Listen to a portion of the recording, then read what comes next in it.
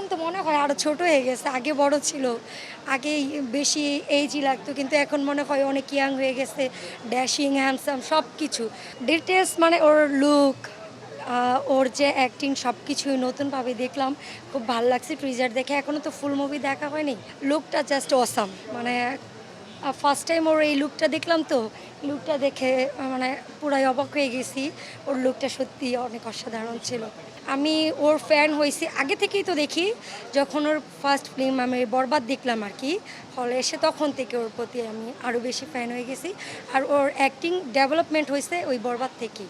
আগে ভালো লাগতো না, বরবাদের পর থেকে একদম মানে পুরো ফ্যান ওর, এই জন্যই আবার এটা দেখতে আসা আর কি। এখন তো মনে হয় আরও ছোট হয়ে গেছে, আগে বড় ছিল, আগে বেশি এইজই লাগতো, কিন্তু এখন মনে হয় অনেক ইয়াং হয়ে গেছে, ড্যাশিং হ্যান্ডসাম সব কিছু। টোটালি চেঞ্জ, টোটালি একদম হেয়ার থেকে নিয়ে top to toe totally change. Dress up, look, hair style সব কিছু।